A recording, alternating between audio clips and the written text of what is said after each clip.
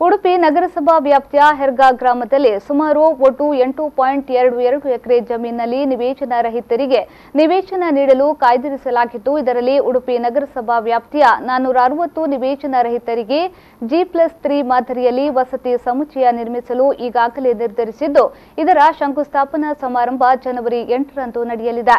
ಈ ಬಗ್ಗೆ ಸುದ್ದಿಗೋಷ್ಠಿಯಲ್ಲಿ ಶಾಸಕ ರಘುಪತಿ ಭಟ್ ಅವರು ಮಾಹಿತಿ ನೀಡಿದರು. ಈಗಾಗಲೇ ಕರ್ನಾಟಕ ಕೊಳೆಗೇರಿ ಅಭಿವೃದ್ಧಿ ಮಂಡಳಿಯೊಂದಿಗೆ ಒಡಂಬಡಿಕೆ ಮಾಡಿಕೊಂಡಿದ್ದು, ಪ್ರತಿ ಮನೆಗೆ 7.5 ಲಕ್ಷ ವೆಚ್ಚ ತಗುಲುತ್ತದೆ. ಫಲಾನುಭವಿಗಳು 9,000 ರೂಪಾಯಿ ಇತರ ರಾಜ್ಯ ಹಾಗೂ ಕೇಂದ್ರ ಸರ್ಕಾರದ ಯೋಜನೆಯ ಮೂಲಕ ಮನೆಗಳನ್ನು ನಿರ್ಮಿಸಿಕೊಡಲು ಉದ್ದೇಶಿಸಲಾಗಿದೆ.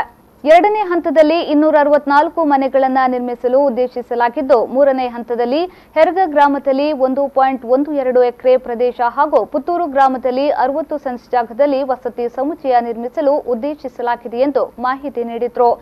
460 ವಸತಿ ಸಮುಚ್ಚಯ ಬಡವರಿಗಾಗಿ ವಸತಿ ಸಮುಚ್ಚಯ ಮಾಡ್ತಾ ಇದೆ. ಅದರ ಶಿಲಾನ್ಯಾಸವನ್ನು ಭೂಮಿ ಪೂಜೆಯನ್ನು ನಡೆಯಲಿಕ್ಕಿದೆ. ಆ ಕಾರ್ಯಕ್ರಮಕ್ಕೆ ನಮ್ಮ ವಸತಿ ಸಚಿವರಾದಂಥ ಸೋಮಣ್ಣರವರು, ಕಂದಾಯ ಸಚಿವರಾದಂಥ ಅಶೋಕ್ರವರು ಮತ್ತು ನಮ್ಮ ಉಸ್ತುವಾರಿ ಸಚಿವರಾದಂಥ ಬಸವರಾಜ ಬೊಮ್ಮಾಯಿಯವರು, ನಮ್ಮ ಸಂಸದರಾದಂಥ ಶೋಭಾ ಕರಂದ್ಲಾಜೆಯವರು, ಇನ್ನಿತರ ಅಧಿಕಾರಿಗಳು ಮತ್ತು ಜನಪ್ರತಿನಿಧಿಗಳು ಭಾಗವಹಿಸಲಿದ್ದಾರೆ.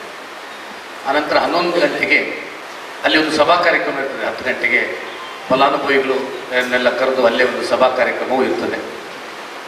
ಅನಂತರ 11 ಗಂಟೆಗೆ ಬ್ರಹ್ಮಾವರದ ಮಿನಿ ವಿಧಾನಸೌಧದ ಒಂದು ಶಿಲಾನ್ಯಾಸ, ಸುಮಾರು 10 ಕೋಟಿ ರೂಪಾಯಿ ಈಗಾಗಲೇ ಮಂಜೂರಾಗಿದೆ.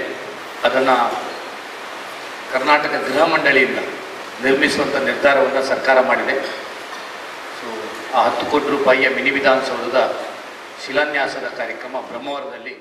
ಈ ವಸತಿ ಸಮುಚ್ಚಯದ ಶಿಲಾನ್ಯಾಸವನ್ನು ಕಂದಾಯ ಹಾಗೂ ಪೌರಾಡಳಿತ ಸಚಿವ ಆರ್ ಅಶೋಕ್ ನೆರವೇರಿಸಲಿದ್ದು, ಇದರ ಜೊತೆಗೆ ಬನ್ನಂಚಿಯಲ್ಲಿ 8 ಕೋಟಿ ರೂಪಾಯಿ ವೆಚ್ಚದಲ್ಲಿ ನಿರ್ಮಾಣವಾದ ಮಿನಿ ವಿಧಾನಸೌಧದ ಉದ್ಘಾಟನಾ ಸಮಾರಂಭವೂ ನಡೆಯಲಿದೆ. ಮಾತ್ರವಲ್ಲದೆ ಬ್ರಹ್ಮಾವರದಲ್ಲಿ ಮಿನಿ ವಿಧಾನಸೌಧ ನಿರ್ಮಾಣಕ್ಕೆ ಶಿಲಾನ್ಯಾಸ ನಡೆಯಲಿದೆ ಎಂದು ಮಾಹಿತಿ ನೀಡಿದರು.